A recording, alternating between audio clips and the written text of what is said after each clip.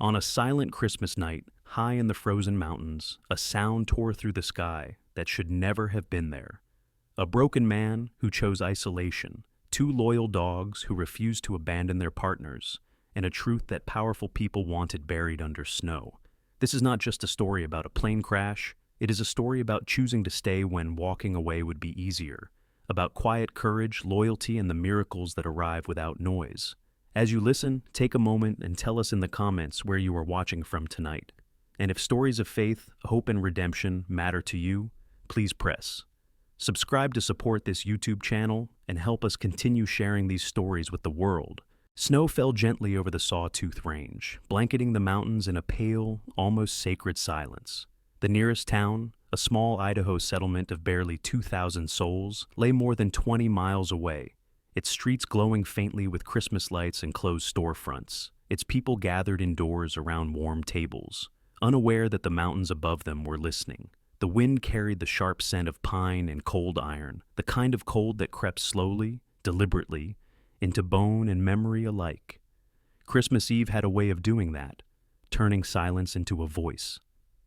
Michael Hale lived where the road ended. His cabin sat alone near the upper slope, built decades ago by a man who believed distance was the only honest form of peace. Michael was 48 years old, tall but worn down by years that had pressed harder on his shoulders than on most men his age. His hair, once dark, was now streaked heavily with gray, cropped short not for style, but for habit. His face carried the rough angles of someone who had spent most of his life squinting into sun, snow, and danger.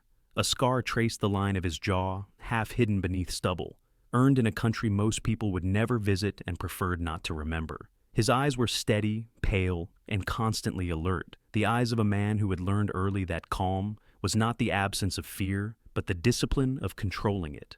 Michael had served 26 years in reconnaissance and special operations, rising to command positions not because he enjoyed authority, but because others trusted him when things went wrong. He was known among his men as quiet, reliable, and brutally honest. After his final mission, one that cost 3 lives under his command, he had retired without ceremony. He left the city, the medals, and the condolences behind, choosing instead this cabin, this mountain, and these long nights where no one asked him to explain what could not be fixed. Inside the cabin, the air smelled of burning cedar and old wood. The interior was simple and practical: a rough wooden table, 2 chairs, a single bookshelf holding worn paperbacks and military field manuals. On one wall hung a faded photograph of a woman and a young boy, both smiling into a sunlit afternoon that no longer existed. Michael kept it turned slightly away, not hidden, but not fully visible either. Some memories demanded distance. Near the hearth lay Bear.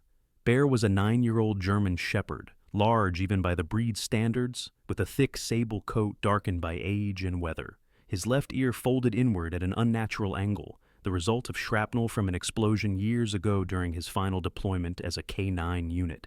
The injury had ended his active service, but it had not dulled his instincts. His amber eyes followed every movement in the room, intelligent and watchful. Bear's muzzle had begun to gray, and his movements were slower now, deliberate. But there was nothing soft about him. He carried himself with the quiet dignity of a veteran who had survived long enough to understand the cost of loyalty. Michael moved slowly as he took a weathered Christmas wreath from a nail near the door. It was old, handmade, woven from pine branches that had long since dried and darkened. A small wooden star hung at its center, chipped along the edges. It had once belonged to his wife. He had not replaced it. Some things, once broken, were meant to remain exactly as they were. As he hung the wreath, his hands paused for just a moment longer than necessary. Not out of sentimentality, but out of respect. That was when the sound came. At first, it was distant, almost mistaken for wind pushing through the mountain passes. Then it sharpened, cutting through the quiet with a mechanical rhythm that had no place in the sky that night. Michael's body reacted before his mind did. His shoulders stiffened, his breath slowed. Bear's head snapped up, muscles tightening, a low growl vibrating deep in his chest. Michael knew that sound. It was not the smooth, regulated hum of a commercial flight passing overhead. It was not the panicked scream of engines tearing themselves apart. It was controlled, strained, intentional. He had heard it before, over deserts and mountains far from home, seconds before radios went silent and men stopped answering their call signs. Michael stepped outside. The cold hit him immediately, sharp and unforgiving. Snowflakes clung to his jacket as he looked up into the low cloud cover. Through the swirling white, a small aircraft emerged, flying far too low, its navigation lights blinking unevenly. On its right wing, fire burned, not violently, not chaotically, but steady, as if held in check by design rather than accident. Bear moved to his side, hackles raised, eyes fixed on the sky. Michael's mind cataloged details automatically. Angle of descent, speed, flame behavior. This was not a pilot losing control. This was someone trying desperately to maintain it. The plane banked awkwardly, fighting gravity and terrain, then vanished behind the ridge as a dull impact echoed through the mountains. No explosion followed, just a heavy final sound that seemed to sink into the snow itself. For a long moment, Michael stood still. He did not pray. Prayer had never been his instinct in moments like this. What came instead was something colder, heavier, and far more familiar. A sense of responsibility he had tried for years to bury under distance and isolation. He could stay.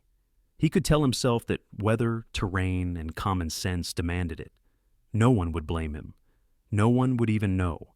But another voice, quieter and far more dangerous, rose inside him. If he turned away tonight, God would not ask why. But he would. Every morning, every night, until the end.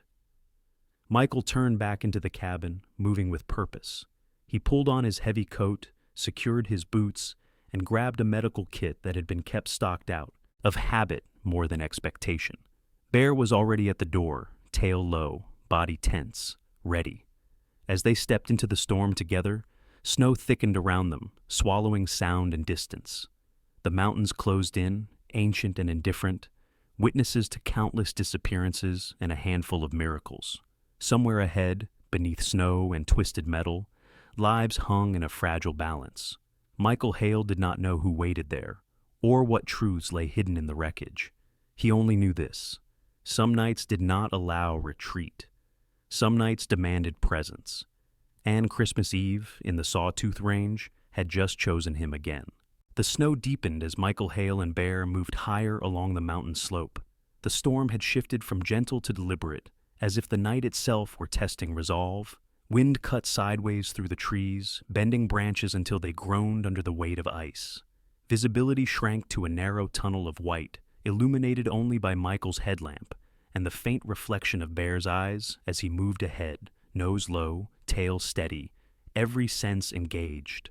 Michael's breathing was slow and controlled. Years of moving through hostile terrain had taught him how panic wasted oxygen and clarity. Each step was placed with intention, boots breaking crusted snow that crackled underfoot. The crash site lay somewhere beyond the ridgeline, hidden by rock and timber. He did not rush. Survivors needed calm more than speed. Bear stopped suddenly. The German shepherd stiffened, one paw raised, ears angled forward despite the damaged left one that never fully responded anymore. His growl was low, not aggressive, but alert. Michael followed Bear's line of sight and saw it, a faint glow pulsing against the snow, unnatural and steady.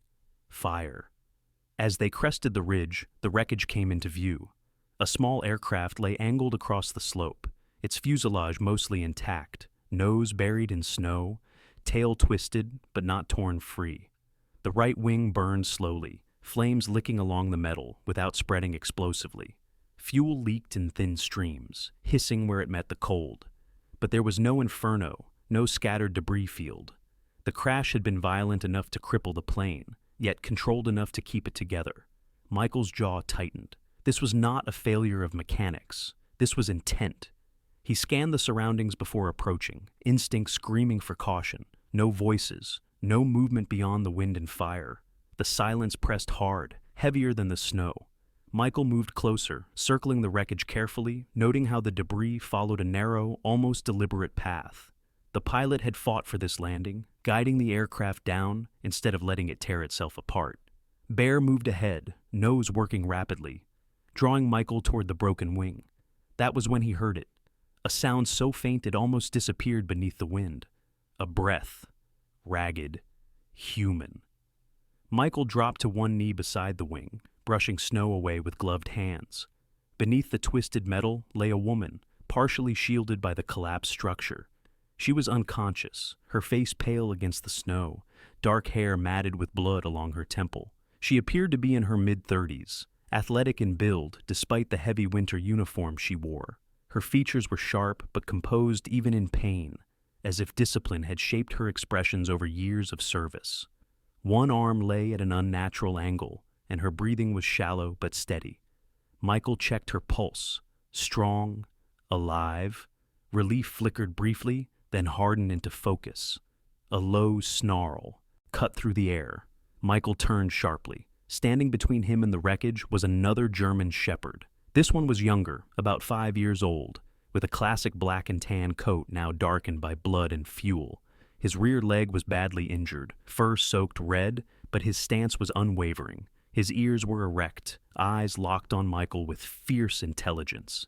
This was not a stray. This was a working dog, trained, disciplined, loyal beyond reason. "Easy," Michael said quietly, lowering his hands to show no threat. Bear stepped forward slightly, placing himself at Michael's side. The two dogs locked eyes, veteran to veteran, measuring intent without sound. Bear's posture was calm, respectful. He understood this language. The younger dog hesitated, pain evident in the way his injured leg trembled, but he did not retreat. He shifted instead, positioning himself more firmly in front of the woman, placing his body between her and anything that approached. Michael noticed the harness then, tactical, reinforced, marked with official insignia. "K9, Michael muttered under his breath. He turned his attention back to the woman. A badge glinted faintly beneath her torn jacket. State Trooper. Her name was engraved clearly, Grace Miller. Michael exhaled slowly. This was no civilian crash. Grace Miller was 34 years old, judging by her records later. But in that moment, Michael saw only what the field taught him to see. She was fit, well-trained, her uniform worn not as costume, but as second skin. The scuffs on her boots and the tension still present in her unconscious posture spoke of someone who stayed ready even when rest should have come. This was a woman shaped by responsibility, likely hardened by long nights on lonely highways, by scenes she could not unsee. Whatever had brought her into the sky on Christmas Eve, it was not routine. The younger dog finally allowed Michael closer, stepping aside just enough to permit aid while never turning his back. Michael moved carefully, checking Grace for spinal injury, stabilizing her neck before cutting away part of her jacket to assess damage.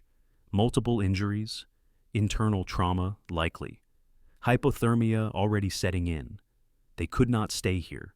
The fire along the wing shifted suddenly, flaring brighter as the wind changed. Time tightened. Michael looked at the injured dog again. "I'm not leaving her," he said softly, more for the dog than himself. The German shepherd watched him for a long moment, then lowered his head slightly, not in submission, but in acceptance. His tail flicked once. Permission. Michael worked quickly. He splinted Grace's arm as best he could, wrapped her in a thermal blanket from his kit, and signaled Bear to assist. Bear moved in close, providing warmth and stability as Michael carefully freed Grace from beneath the wing. The injured dog whimpered quietly as he tried to move, pain finally breaking through discipline. Michael knelt beside him, examining the leg. Severe laceration, bone damage likely. The dog's breathing was fast but controlled. He was trained to endure.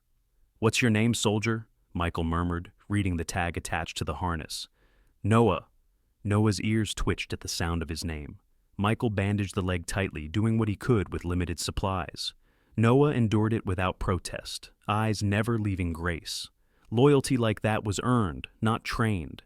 Snow thickened again, swirling harder now, erasing the edges of the wreckage. Michael lifted Grace carefully, grunting under the weight, and began the slow descent toward the cabin.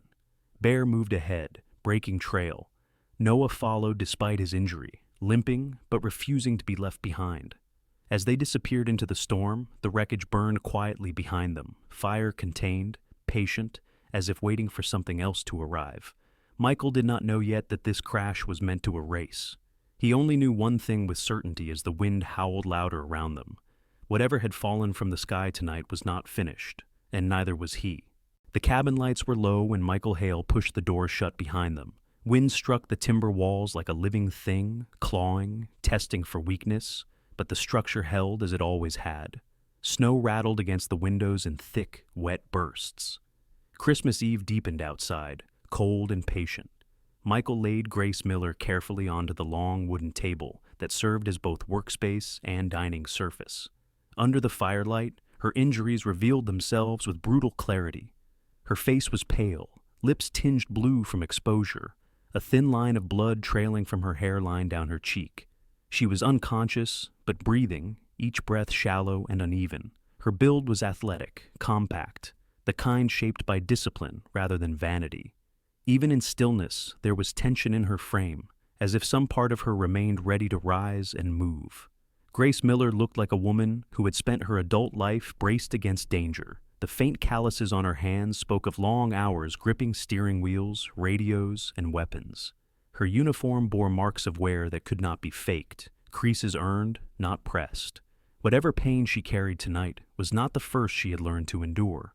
Michael worked efficiently, removing wet clothing, checking for internal bleeding, monitoring her pulse and pupils. He moved with practiced calm, the kind that came not from confidence, but from repetition. He had done this too many times in places where help did not come quickly, if at all. Bear lay near the hearth, positioned to watch both the door and Grace. The old German shepherd's chest rose and fell slowly, eyes half-lidded, but never truly closed. His presence filled the room, steady and reassuring, like a silent vow kept year after year. Noah remained close to Grace's side. The younger German shepherd lay on the floor, his injured rear leg extended awkwardly, wrapped tightly in bandages already darkening with blood. He was 5 years old, built leaner than Bear, with sharp lines and alert posture despite the pain that pulled at him relentlessly. His coat, once clean and glossy, was matted now with snow, fuel residue, and dried blood. His eyes, however, burned with clarity and purpose. This dog had not been trained merely to obey. He had been trained to protect. Michael finished securing Grace's arm and turned his attention fully to Noah. He knelt slowly, making sure his movements remained calm and predictable. Noah watched him closely but did not resist. His breathing quickened as Michael adjusted the bandage, pain breaking through the layers of conditioning. Still, he did not whimper. "You did your job," Michael said quietly, voice low. "You did it well." Noah's ears twitched at the sound, his tail tapping once weakly against the floor. Recognition, perhaps, or relief. Michael stood and stepped back, giving the dog space. He moved to the window, pulling the curtain aside just enough to peer into the storm. Snow erased, everything beyond a few feet. The wreckage site was already hidden, swallowed by white. Tracks would vanish soon. The mountain was efficient that way. Something about the crash continued to trouble him. Michael replayed the scene in his mind with the same scrutiny he had once applied to battlefield after-action reports. The angle of descent, the intact fuselage, the controlled burn along the wing, the lack of scattered debris, the way the aircraft had slid instead of shattered. Too many details aligned where randomness should have ruled. This was not the sky losing a plane. This was a plane being guided to the ground. Grace stirred suddenly, a sharp intake of breath pulling her back toward consciousness. Her eyes fluttered open, unfocused at first, then sharpening with startling speed. Training again. She tried to sit up immediately and failed, pain forcing a groan from her throat. "Easy," Michael said, placing a steady hand on her shoulder. "You're safe. Don't move." Her eyes locked onto his, assessing, measuring. Despite the pain, despite the confusion, there was nothing fragile in her gaze. Grace Miller did not panic. She catalogued. "Where?" she began, her voice rough, broken by cold and injury. "My cabin," Michael replied. "You were under the wing. Your dog brought me to you." Her eyes flicked instantly to Noah. Relief crossed her face so fast it almost escaped notice, quickly replaced by something heavier. Concern, responsibility. "Noah," she whispered. The dog lifted his head, meeting her gaze. His tail thumped weakly again. Grace exhaled, tension draining from her body in a way Michael recognized well. A protector reassured that the one they guarded still lived. Grace swallowed hard, pain evident as she tried to shift. "The pilot?" she asked quietly. Michael shook his head. "I didn't see anyone else alive." Her jaw tightened. She looked away, eyes closing briefly. Grief, controlled but real, passed over her features. Not shock, not hysteria. This was not her first loss. Silence filled the cabin again, broken only by the fire and the storm outside. Michael returned to his work, checking vitals, adjusting blankets. He did not ask questions, not yet. He knew the value of timing. Grace broke the silence herself. "It wasn't an accident," she said. Michael paused, just for a fraction of a second. He looked at her, expression unreadable. "I figured." Her eyes opened, studying his face more closely now. "You didn't look surprised." "I've seen accidents," Michael said evenly. "And I've seen things made to look like them." Grace nodded faintly. "They wanted the plane down, but not destroyed." Michael waited. "They forced the landing," she continued, each word costing effort. "Navigation interference, fuel manipulation, clean enough to pass initial review if no one looks too closely." "And someone would look closely," Michael said. "Yes," she replied, "if there were witnesses." The weight of her words settled heavily between them. Michael glanced toward the window again, instinct sharpening. The mountain felt different now, less empty, less forgiving. "Who else knows you were on that plane?" he asked. Grace hesitated. "Just a second too long." "Not many," she said finally. That answer told him enough. Michael moved to secure the cabin further, checking locks, extinguishing unnecessary lights. He lowered the window shades fully, ensuring no glow escaped into the snow. Bear rose briefly, following his movements, then resumed his post near the door. Grace watched all of this quietly. "You're not law enforcement," she said. "No," Michael replied. "But you're not just a civilian either." "No," he agreed again. She studied him, then nodded once. Trust, tentative but deliberate. The storm intensified outside, wind howling louder now, hammering the cabin with icy fists. Somewhere in the distance, the wreckage continued to burn quietly. A controlled flame, consuming evidence piece by piece. Grace's breathing grew more regular as the warmth returned to her body.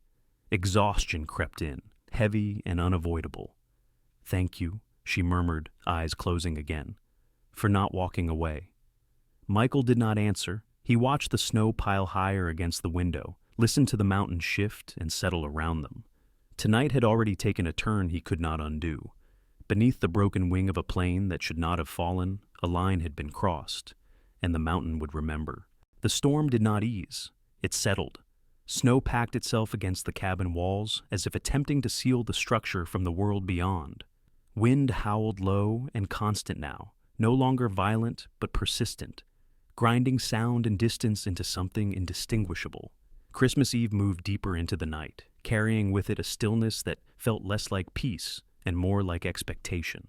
Grace Miller woke again just before midnight. This time, her eyes opened slowly, deliberately, as if she had already decided to return before consciousness caught up with her body. Pain flickered across her face, controlled but undeniable. She did not cry out. She never had. Years of law enforcement had taught her how noise could turn vulnerability into danger. Michael noticed immediately. He had been sitting at the table, cleaning and rewrapping Noah's bandage by the light of a single lantern. The younger German shepherd lay still, watching every movement with quiet intensity. His breathing had steadied, though the injury remained severe. He endured it the way only working dogs did, not because it hurt less, but because his duty outweighed the pain. "You're awake," Michael said. Grace nodded faintly. Her voice, when she spoke, was steadier than it should have been. "How long?" "A couple of hours," Michael replied. "You're warmer now, still hurt, still alive." A corner of her mouth lifted barely. "I'll take that." She shifted slightly, wincing, then stopped when Michael raised a hand. She obeyed without argument, a sign that she understood limitations and respected experience. Her gaze drifted to Noah, then to Bear, who lay near the door like a dark, immovable presence. "You kept them both," she said quietly. "They kept you," Michael answered. Grace closed her eyes for a moment, letting that settle. When she opened them again, something had changed. The guarded reserve in her expression remained, but beneath it lay resolve. She had reached a decision. "I can't stay quiet anymore," she said. Michael leaned back in his chair, folding his arms loosely. He did not interrupt. This was not an interrogation. This was a confession offered by necessity. "I was transporting evidence," Grace continued. "Not officially, not through standard channels." Michael's jaw tightened slightly, but he said nothing. "The case started 6 months ago," she said. "Missing shipments, aid convoys rerouted, weapons showing up where only food and medical supplies were supposed to be. It was subtle at first, designed to look like logistics failures. Corruption thrives in paperwork." She paused, breath catching briefly as pain flared. Michael waited. "When I followed the paper trail," she went on, "it led somewhere it shouldn't have. Not just criminals, not just smugglers, people with resources, protection, friends in places meant to stop things like this." Michael nodded slowly. He had seen this pattern before, in other uniforms, under other flags. "I knew the evidence wouldn't survive a normal transfer," Grace said. "Too many hands, too many eyes. So I used Noah." Michael glanced down at the dog beside him. Grace followed his gaze. "Noah isn't just K9, she said. "He's trained for secure transport, hidden compartments, chain of custody protocols that don't rely on people." She reached weakly toward Noah's harness. Michael gently guided her hand back before she strained herself, but he understood. The harness was reinforced, layered, designed to conceal without detection. "The evidence is in there," Grace said softly. "Encrypted drives, physical copies, enough to bury everyone involved." Michael felt the weight of that statement settle heavily in the room. This was no longer about a crash or survival. This was about exposure. "They didn't want the evidence," Michael said quietly. "They wanted silence." Grace nodded. "The plane wasn't meant to explode. It was meant to disappear quietly. Weather would take care of the rest." "And you," Michael added. "And me," she confirmed. "And the pilot. And Noah, if necessary." Noah's ears twitched at the sound of his name. Grace reached for him again, this time resting her fingers lightly against his fur. He leaned into the touch, eyes never leaving her face. "I wasn't supposed to make it out," she said. Silence followed, heavy and unbroken. Outside, the storm pressed closer, as if listening. Michael stood and moved toward the fireplace, adding another log. The flames caught quickly, throwing shadows across the walls.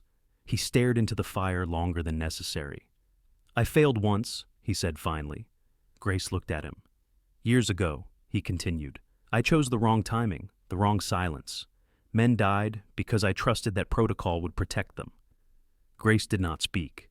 She listened. "I came here to stop making decisions," Michael said, "to let the world move on without me." He turned to face her. "But it didn't." Grace held his gaze. There was no pity in her expression, only understanding. "You didn't fail tonight," she said. Michael exhaled slowly. "Not yet." A sound cut through the storm then, not loud, but distinct. The crunch of snow. Bear's head lifted instantly, ears angling toward the door, his body tensed, muscles coiling beneath thick fur. Noah's posture shifted as well, pain momentarily forgotten as instinct surged forward. Michael froze, every sense sharpening. The sound came again, measured, deliberate. Footsteps.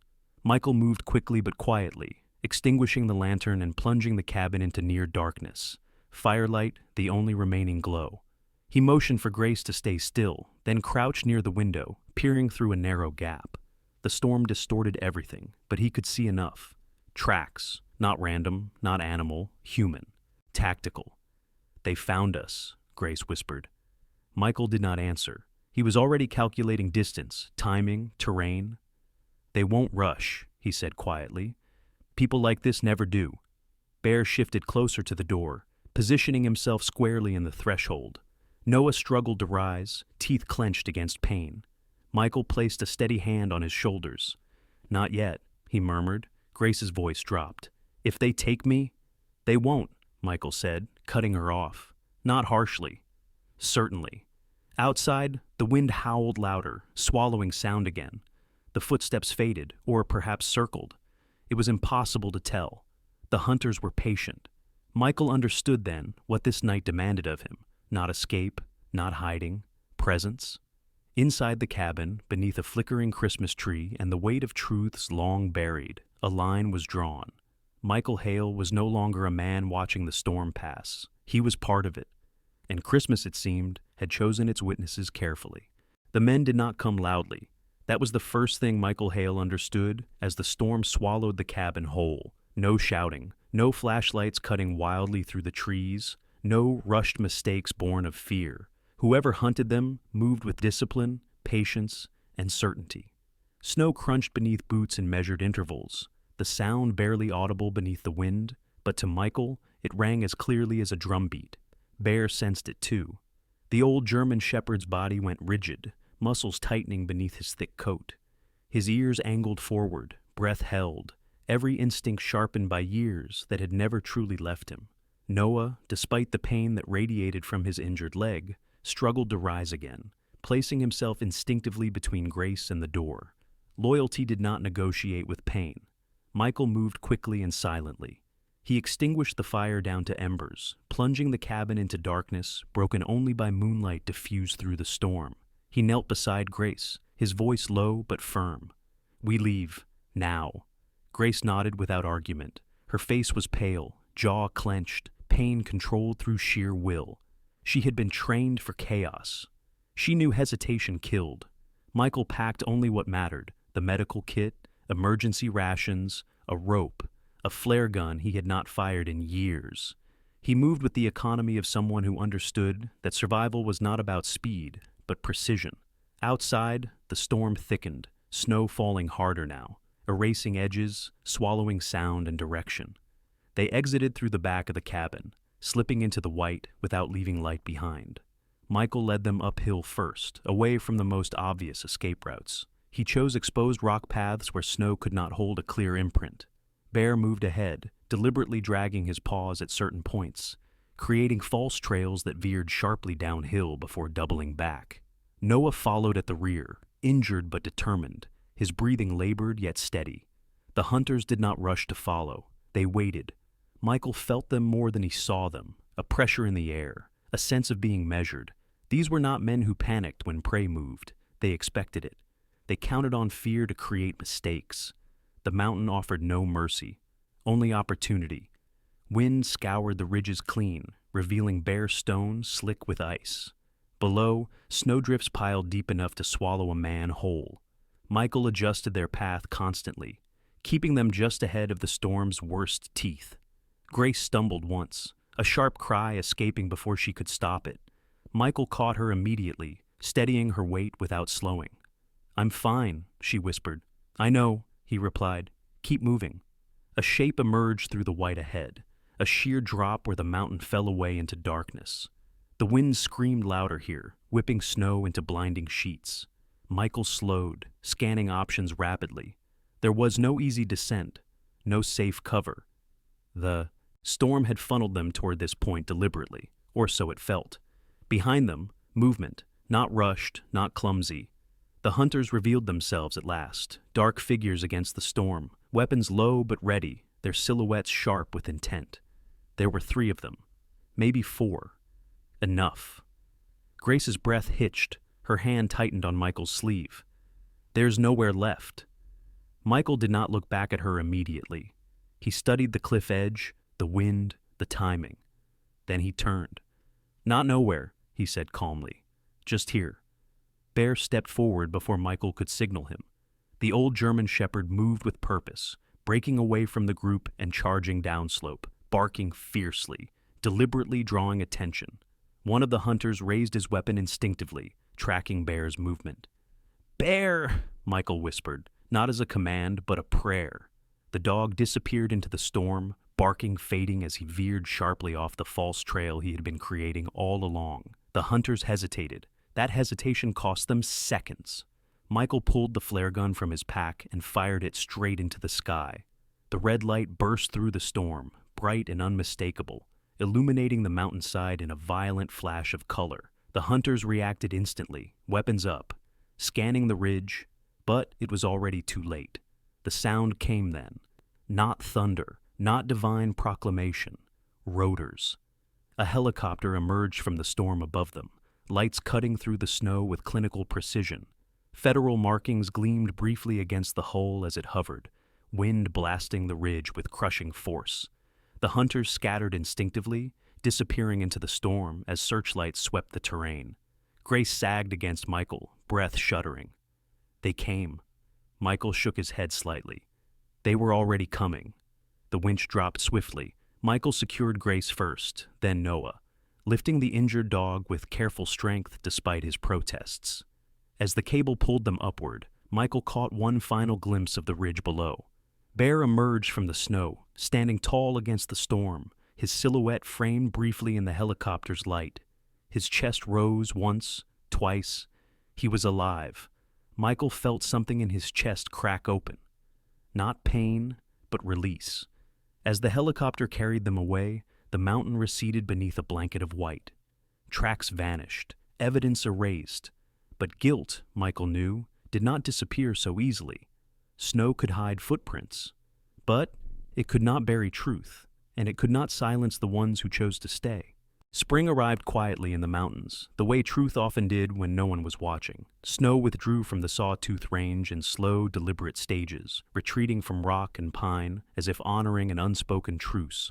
The town below came back to life, roads reopening, storefronts lighting up again, conversations returning to ordinary things.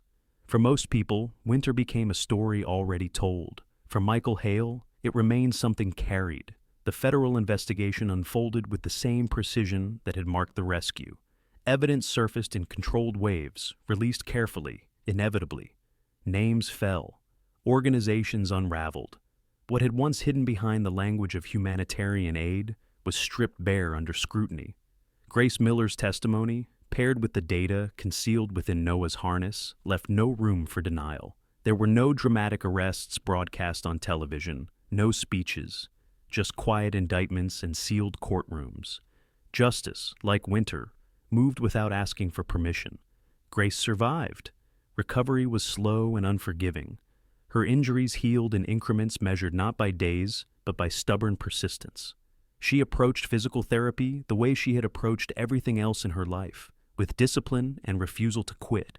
She was 34 years old, her body bearing scars that would never fully fade, but her posture never slouched beneath them.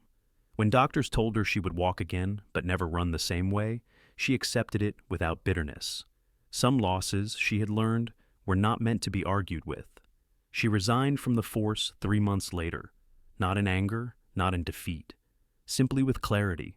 She had given what she could, and what remained of her life belonged elsewhere. The badge went into a drawer. The weight lifted.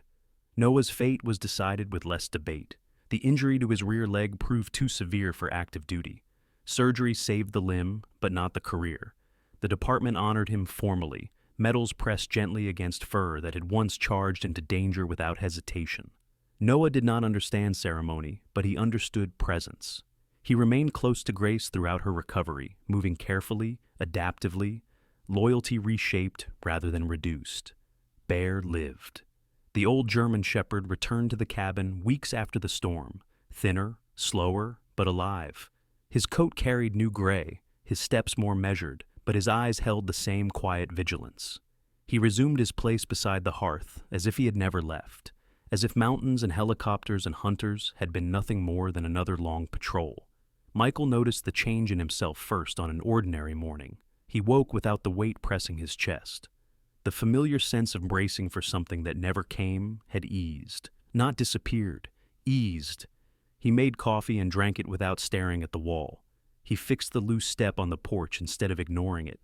He found himself listening to the radio again, not for danger, but for weather. He had not returned to the city. He had not sought absolution, but he no longer hid. Grace came back to the cabin in late spring. She arrived alone, driving slowly up the mountain road in a borrowed truck, the tires crunching over gravel and melting snow.